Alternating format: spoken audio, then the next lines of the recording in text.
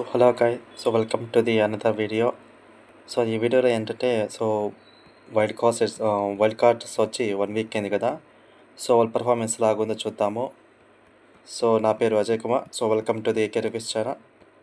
ముందుగైతే మనం వైల్డ్ కార్డ్స్‌లో నుంచి మొట్టమొదటిగా మాట్లాడుకోవాల్సింది ఆయేషా గురించి. చూసాం ప్రతి ఒక్కరు వచ్చారు. ఫస్ట్ డే అందరితో నార్మల్‌గానే మాట్లాడుకున్నారు.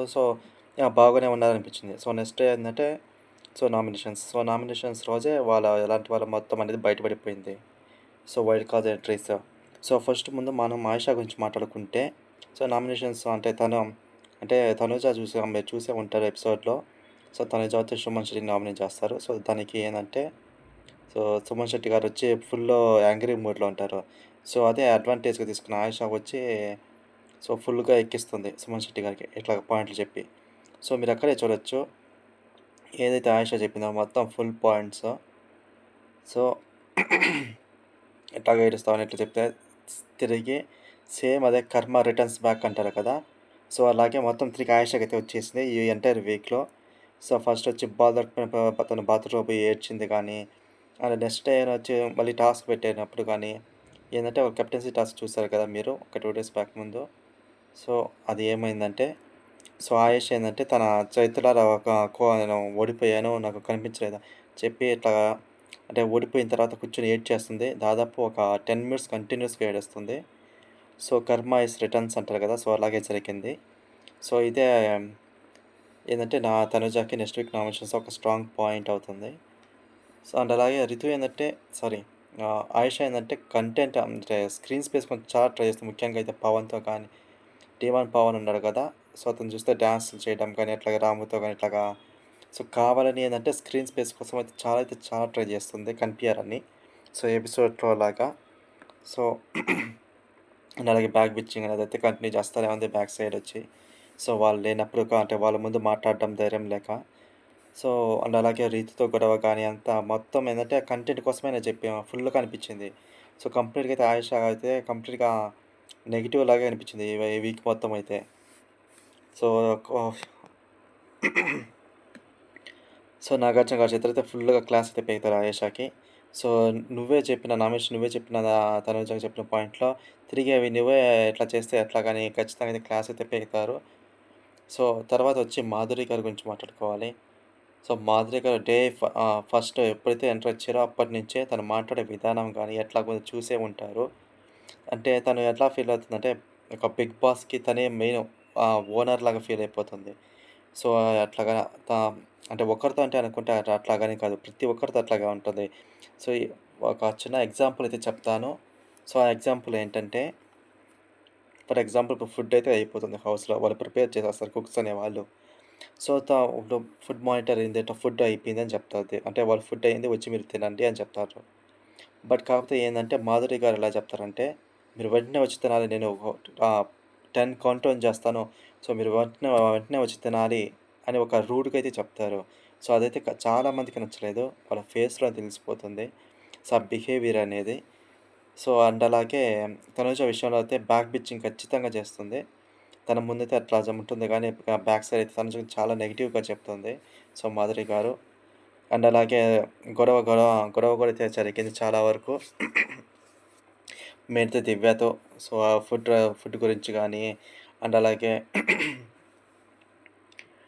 కళ్యాణ్‌తో కానీ, ఇట్లాగేందంటే అంటే చాలా టాపిక్‌లయితే ఈరోజు మీరు ప్రోమోలు చూసుంటారు. దాదాపుగా ఆల్మోస్ట్ 6 టాపిక్స్ అయితే వచ్చాయి. నాగార్జున సార్ అడిగారంట. ఫుల్ ఫైర్ అయ్యారు మాధురి గారి మీద. అండ్ అలాగే అదే తనకేదైతే సేవింగ్ చేస్తారో ఎన్యులేషన్ నుంచి అది పవర్ అయితే ఇస్తారు బిగ్ బాస్. దాన్నైతే వెనక్కి తీసేసుకుంటారు. ఆ స్టోన్ కూడా తీసేసారు. మీరు చూసే ఉంటారు. ఆ ప్రోమోలో అయితే. మాధురి గారు కూడా ఫుల్ నెగెటివ్ ఈ వీక్ అంతా గాని తన పెర్ఫార్మన్స్ అయితే. తర్వాత వచ్చి గౌరవ్. గౌరవ్ ఏందంటే నాకు బాగా ఎక్కువ ఈ ఈ 6 మంది ఎవరైతే వైల్డ్ కార్డ్స్ వచ్చారో, వాళ్ళలో గౌరవ్ అయితే బెస్ట్ అనిపించాడు. ఎందుకంటే తనకి లాంగ్వేజ్ అంత కాదు రాకపోయినా గానీ తను అర్థం చేసుకుంటాడు. తెలుగైతే. తర్వాత ఏంది టాస్క్‌లో ఫస్ట్ రోజే మీరు చూసే అంటే నామినేషన్స్ మీరు చూసే బాల్ పట్టుకునే దానికైతే 2 టైమ్స్ అయితే అతను బాల్ పట్టుకుంటాడు. అక్కడే మనకు అర్థమైపోతుంది తన కేపబిలిటీ ఏంటనేది. తర్వాత కూడా ఏందంటే ఆ బాల్ తర్వాత కెప్టెన్సీ టాస్క్ జరుగుతుంది గదా! సో, ఆ కెప్టెన్సీ టాస్క్‌లో కూడా ఏందంటే మీరు చూసే ఉంటారు. అతను డిఫెండ్ చేసేది గానీ, తను గోల్స్ వేసేది కానీ ఇట్లాగా. సో, ఇక్కడ చాలా అయితే చాలా బాగా ఆడతారు గౌరవ్ కూడా. సో, అట్లాగా ఏందంటే కెప్టెన్సీకి ఎంటర్ అయిపోతారు. సో, తర్వాత మళ్ళీ వాళ్ళకి పోటీ పెట్టినప్పుడు కూడా ఏందంటే, ఆ గ్రేవ్ యాడ్ ఉంది కదా! ఆ బాక్సెస్‌ది. సో, దాంట్లో కూడా ఏందంటే అసలకి అంటే లక్ మీదైతే గెలిచాడని చెప్పాలి. ఎందుకంటే సుమన్ గారొచ్చి దాన్ని గౌరవ్ అంటుంటారు గానీ, బట్ అదైతే వాళ్ళకి గౌరవ్ ఏందంటే ఇక్కడ ఆలోచించుతా అంటే కోడ్ అయితే చెప్పలేదు. ఎందుకంటే వాకీ టాకీ వాళ్ళిద్దరు ప్రాపర్‌గా కమ్యూనికేషన్ అయితే జరగదు. సో, ఇక్కడ గౌరవ్ ఏం చేశాడంటే తన మైండ్‌లో ఒకటుంది. సో, ప్రతి బాక్స్ ఓపెన్ చేసుకుంటే వెళ్ళిపోతాడు. సో, అట్లా బాక్స్ ఓపెన్ చేసుకునే ఎప్పుడైందంటే తనకి ఒక కీ అయితే దొరుకుతుంది. కీ దొరుకుతుంది అండ్ అలాగే ఆ కోడ్ రిమెంబర్ చేస్తాడు. సో, లోపలికి వెళ్ళైతే తను ఓపెన్ చేసేసి ఇద్దరు వచ్చేస్తారు. సుమన్ గారు అండ్ అలాగే గౌరవ్ గారు. సో, అట్లాగేందంటే ఇద్దరు కెప్టెన్స్ అయిపోతారు. సో, ఓవరాల్‌గా చెప్పాలంటే గౌరవ్ ఈ వీక్ అయితే చాలా బాగా ఆడాడు. సో, అండ్ అలాగే బాగా వరల్డ్ క్లాస్‌లో బెస్ట్ అనిపించాడు నాకైతే. సో, మీకైతే ఎలాగనిపించాడో మీరైతే కామెంట్స్‌లో మెన్షన్ చేయండి. సో, తర్వాత వచ్చి నిఖిల్. సో, నిఖిల్ అయితే ఫస్ట్ రోజు మీరు నామినేషన్స్ చూసారట బాల్ టాస్క్‌లో గాని, ఆ నామినేషన్స్‌లో. సో, చాలా అయితే అంటే ఫిజికల్‌గా చాలా స్ట్రాంగ్‌గా అనిపించాడు. సో, తర్వాత తర్వాతయితే అది కెప్టెన్సీ టాస్క్ అయితే ఏదో ఉందో తనకైతే ఛాన్స్ రాలేదు. ఎందుకంటే తనకి ఛాన్స్ అయితే ఇచ్చారంటే ఒక వన్ సైడ్ అయితే అయిపోతుంది. ఫుల్‌గా అది తెలిసిందే ప్రతి ఒక్కరికి. సో, అతన్ని సంచాలక్ అయితే పెట్టారు. సో, సంచాలక్ కూడా నిఖిల్ అయితే చాలా బాగా చేశాడు. సో, అట్లా కెప్టెన్సీ టాస్క్ అయిపోయిన తర్వాత నిఖిల్ అయితే ఛాలెంజ్ తనకి కంటెండర్ పవర్ ఉంటుంది కదా! సో, అట్లా కంటెండర్ పవర్ అయితే బిగ్ బాస్ అడుగుతారు. సో, "నువ్వు కంటెండర్ పవర్ యూజ్ చేసుకుంటావా?" అని అడిగితే, "యెస్ నేను యూజ్ చేసుకుంటాను" అని చెప్పగా బిగ్ బాస్ అయితే ఆల్రెడీ ఒక కెప్టెన్ ఉంచుతారు. సో, అట్లాగా నిఖిల్ ఏందంటే గౌరవ్‌ని సెలెక్ట్ చేసుకుంటారు. సో, గౌరవ్‌ని సెలెక్ట్ చేసుకున్నప్పుడు తర్వాత రోజు ఏంటంటే వాళ్ళ కెప్టెన్సీ టాస్క్ అనేది జరుగుతుంది. సో, ఆ కెప్టెన్సీ టాస్క్ జరిగిన తర్వాత ఏందంటే చూస్తే ఉంటారు. గౌరవ్ ఏందంటే ఇక్కడ చాలా స్టడీగా ఉంటాడు. అండ్ అలాగే తను అడ్జస్ట్ చేసుకుంటా ఉంటాడు హ్యాండ్స్‌ని మీరు అబ్జర్వ్ చేస్తే. సో, ఇట్లా ఫ్లెక్స్ చేస్తా ఉంటాడు హ్యాండ్స్‌ని అతను. సో, ఏందంటే కొంచెం టైం అనేది దొరుకుతుంది. అండ్ అలాగే తన కాళ్ళ పొజిషన్ కానీ బాగా పర్ఫెక్ట్‌గా బ్యాలెన్స్ చేస్తాడు గౌరవ్. కానీ ఇక్కడ నిఖిల్ కనుక చూసినట్టయితే ఆ షూస్ అనేవి స్టార్టింగ్‌లో తనకు తెలిసిపోతుంది. అంత కంఫర్ట్‌గా లేదని. సో, ఏంటంటే ఒక 2-3 మినిట్స్ తర్వాత ఏంటంటే తను వణికిపోతాడు బాడీ మొత్తం. సో, అక్కడే అర్థమైపోతుంది ఎక్కువ సేపు ఉండలేడని నిఖిల్. బట్ తానైతే ఒక మంచి ప్రయత్నం అయితే చేశాడు. సో, నిఖిల్ అయితే. సో, చెప్పాలంటే ఓవరాల్‌గా ఈ వీక్ కూడా నిఖిల్ అయితే చాలా బాగా చేశాడు. అండ్ అలాగే అది లైవ్‌లో అయితే ఇది లైవ్‌లో అయితే ఎంతమంది చూసారో నాకైతే తెలీదు గానీ, సో, బట్ అయితే నిఖిల్ అయితే తనూజకి ఒక డైరెక్ట్‌గా అయితే చెప్పేస్తాడు. "నువ్వు బయటికెళ్ళి చూడు. నీకు అంటే నీ పెర్ఫార్మన్స్ ఎలాగుంది? ఆడియన్స్ నిన్ను ఎలా రిసీవ్ చేసుకుంటారు" అని చెప్పి సో, చెప్పాలంటే డైరెక్ట్‌గా చెప్పేసాడు. అంటే డైరెక్ట్ అంటే "నువ్వే టాప్ 1లో ఉంటావు ఓటింగ్‌లో. సో, నీకు బాగా ఎక్కువగా ఫ్యాన్స్ ఉన్నారు బయట" అని చెప్పి నిఖిల్ అయితే చెప్పేస్తాడు తనూజని. సో, ఇక్కడ షాకింగ్ ఏందంటే జస్ట్ అది ఆ ముందే ఏందంటే ఓట్స్ చెప్పేటప్పుడు సో, కెప్టెన్సీ టాస్క్ జరుగుతుంది. సో, అక్కడ నిఖిల్ ఫీల్ అవుతారు. సో, ఏందంటే అంటే తనూజ అది నాకు అంటే వాళ్ళని పిలిచేది కరెక్ట్‌గా అంటే సరిగ్గా వాళ్ళని పిలవలేదు అని చెప్పి. సో, దానివల్ల ఏందంటే నిఖిల్ ఓడిపోతాడు టాస్క్ అని. సో, అయినా కానీ నిఖిల్ అవేమీ పట్టించుకోకుండా సో, తనూజకి వెళ్తే నార్మల్‌గా మాట్లాడతాడు. సో, అట్లా ఇన్‌పుట్స్ కూడా ఇస్తారు. సో, నువ్వే టాప్ 1లో ఉన్నావని. సో, చెప్పాలంటే ఓవరాల్‌గా నిఖిల్ కూడా ఈ వీక్‌లో బానే ఉన్నాడు. సో, తర్వాత వచ్చి రమ్య. సో, ఫస్ట్ డే 1 నుంచి వచ్చి చూస్తున్నట్లయితే so, Ramya first of all చెప్పంటే తనకి కాన్ఫిడెన్స్ అనేది చాలా ఓవర్ కాన్ఫిడెన్స్ ఎక్కువ. సో, అండ్ అలాగే పవన్, రీతు. సో, వీళ్ళనైతే మెయిన్‌గా టార్గెట్ చేసింది. ఫస్ట్ చెప్పాలంటే అంటే డైరెక్ట్‌గా చెప్పేసింది. ఎందుకంటే నీకు పవన్ గురించి చెప్తుంది. నీకు మైండ్ లేదు ఇదంతా బ్రెయిన్ లేదని అని చెప్పి. ఓన్లీ ఫిజికల్‌గా ఉంటే సరిపోదు. బ్రెయిన్ కూడా ఉండాలి అని చెప్పి. సో, అండ్ అలాగే కళ్యాణ్ వీళ్ళ గురించి కూడా ఏందంటే చాలా నెగెటివ్‌గా బ్యాక్ బిచ్చింగ్ చేస్తుంది మాధురి గారితో కూర్చొని. సో, ఏంటంటే తను అంటే కళ్యాణ్ వచ్చి చేతులేసి ఏస్తుంటాడు. అయినా గాని తనుజ కూడా సైలెంట్‌గా ఎందుకుంటది చెప్పొచ్చు కదా! అని అంటాడు. అంటే నేను రమ్య అని చెప్తుంది. సో, మాధురిగతో బ్యాక్ పిచ్చింగ్‌గా సో, ఇక్కడేందంటే చాలా ఓవర్ కాన్ఫిడెన్స్ చెప్తుంది. అండ్ అలాగే చూస్తే తనకి ఒక పవర్ ఉంది లగ్జరీ ఫుడ్. సో, తనకి ఎప్పుడు కావాలనుకుంటే అప్పుడు తను డిమాండ్ చేసి సో, ఫుడ్ అనేది తెప్పించుకోవచ్చు. సో, బట్ కాకపోతే ఇక్కడ ఏందంటే ఇంకొకటి చెప్పొచ్చు. రమ్య ఏందంటే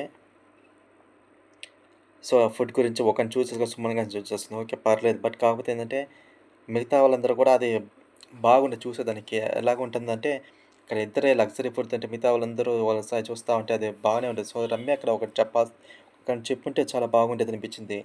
సో, ఏంటంటే మీరు ఆ ఫుడ్ అనేది ఇంట్లో వాళ్ళ అందరితో పంచుకోవచ్చు అని మీరు ఒప్పుకుంటేనే నేను ఫుడ్ అనేది పెడతాను.